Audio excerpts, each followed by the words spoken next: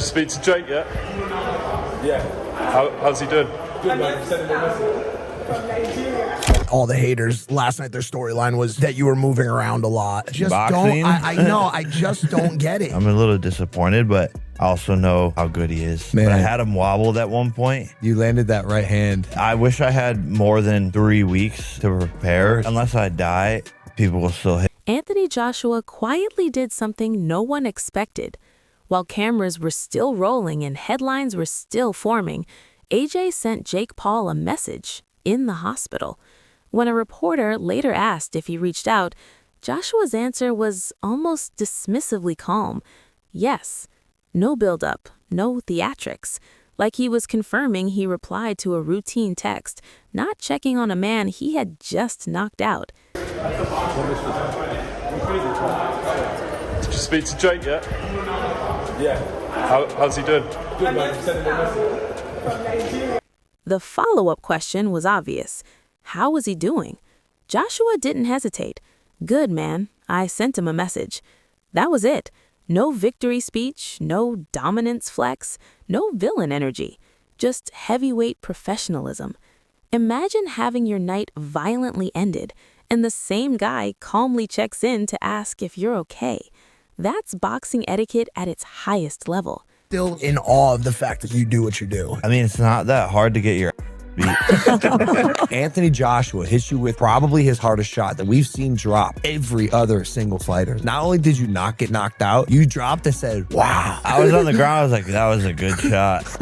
Talk to me about what your jaw feels like. It's like a baseball in there. 4 titanium plates. How many do you have? Just one. After the fight, you open your mouth, and I was the first to see it. I went, oh. What was it like for you seeing Jake fight AJ? I want to get in that ring and punch Eddie Hearn, for instance. Why? Because I don't like his smug face. There's something almost surreal about it. Jake Paul goes from slipping right hands to receiving a wellness check from Anthony Joshua, and somehow it feels completely normal. Say whatever you want about the matchup, but moments like this remind you this wasn't personal, it was business.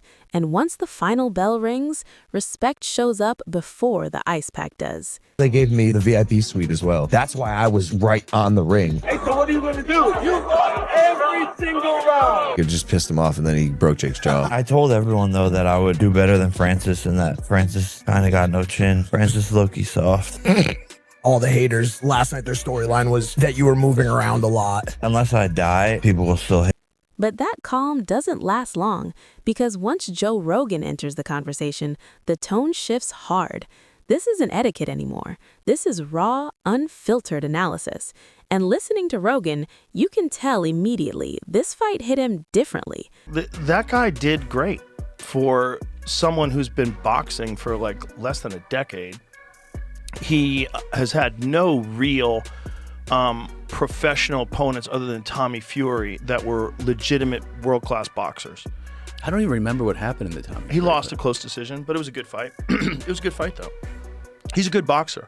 If he wasn't a YouTuber, people would be way more impressed with him. Yeah. The problem is he was like a famous kid, and then no one took him seriously. Yeah. But Oh, and then he started too with like more spectacle-ish fights. People were like, "Oh, this is you." He fought, Nate Robinson, like a basketball player. But the thing is, he knocked Nate Robinson knocked him dead, the out, and yeah. it's the way he did it that I was trying to tell people. I'm like, no, that was skillful. Joe isn't laughing at Jake Paul. He's actually impressed and slightly alarmed. His take is uncomfortable, but fair. If Jake wasn't famous, people would be calling this a gutsy performance. Surviving until round 6 with a full-sized heavyweight is not normal behavior.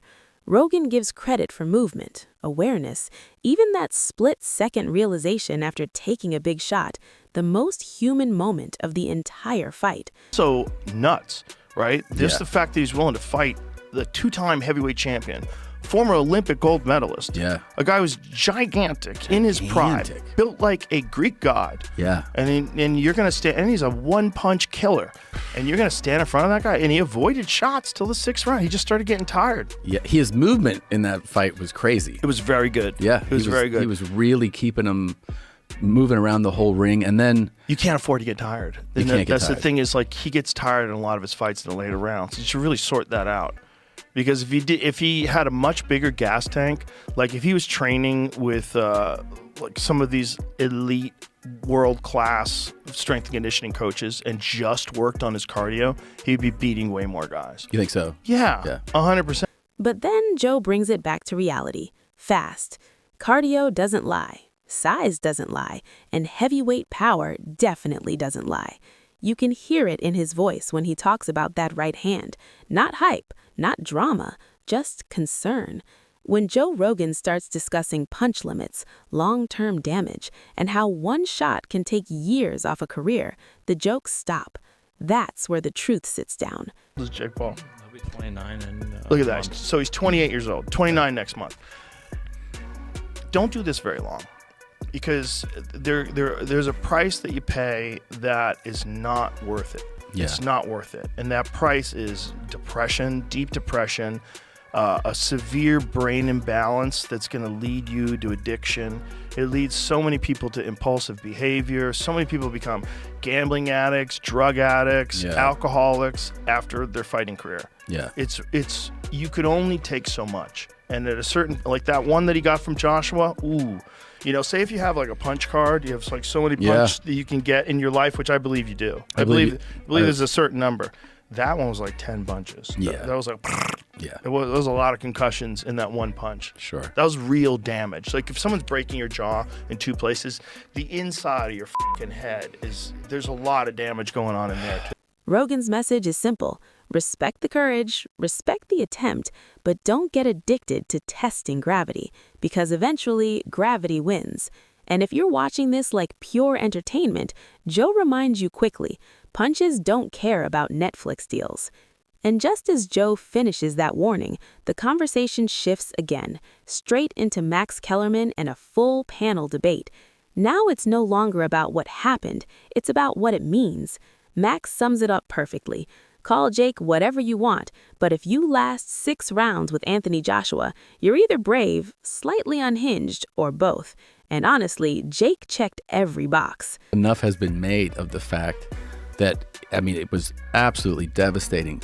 But the fact that he had awareness immediately to go like he looked at the crowd he's like, oh shit. Like, wow. He goes, it "I wasn't got like, cracked." yeah. I think he went into that fight knowing that was probably going to happen. Yeah.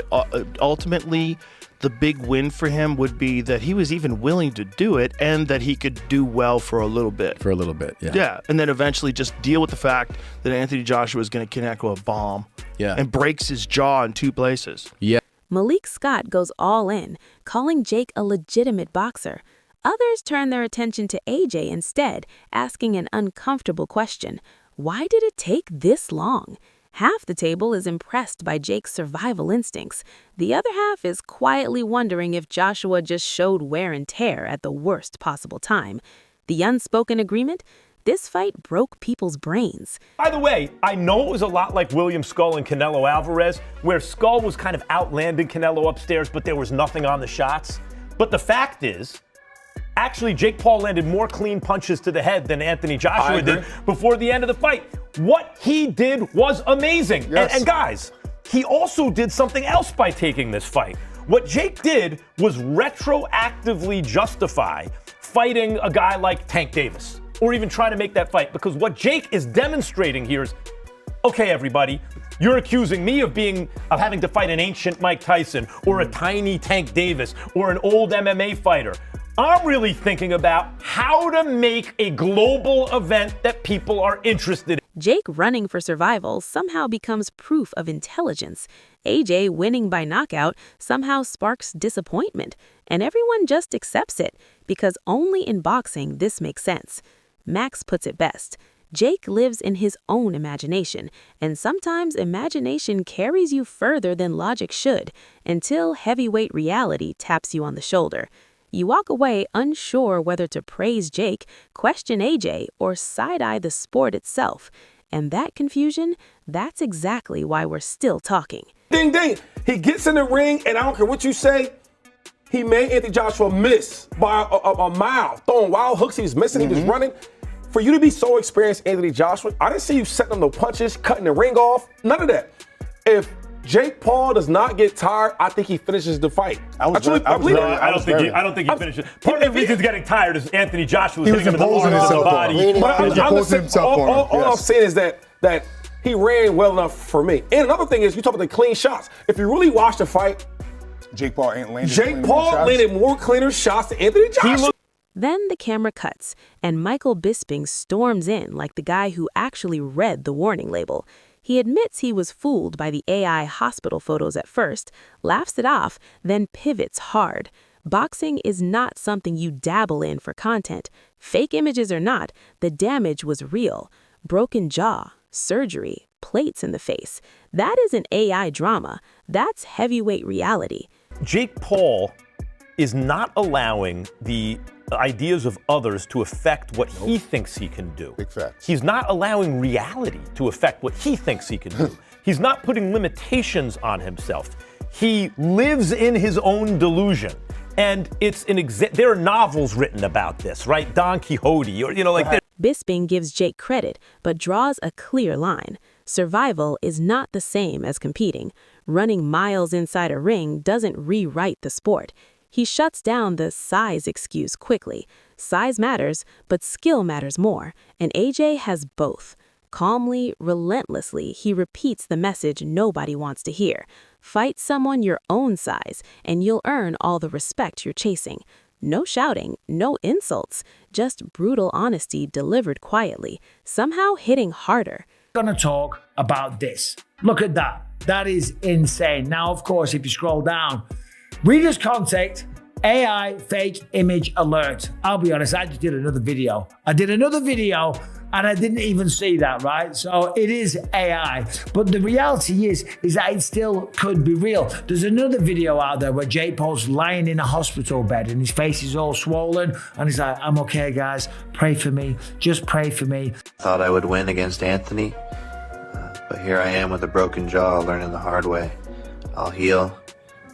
I'll be back. And no doubt that'll be AI as well. So I fell for it, okay? I'm a boomer, whatever you want to call me, okay? Listen, right? The man had his jaw broken by Anthony Joshua. He had to have teeth removed. He had surgery, okay? Apparently he's going to have a couple of plates in his face. So forgive me if I fell for the AI image where his face is swollen, okay? Zoom out, and this saga feels like boxing holding a mirror at itself. Respect after violence, courage mixed with consequences, hype colliding with hard limits. Jake showed heart and ambition, AJ handled business and showed class, and boxing once again proved it doesn't care about narratives once the gloves are on. Some will call this bravery, others will call it madness, but one thing is certain, that tension between entertainment and reality is why this sport never lets go. Now the question is yours. Where do you stand?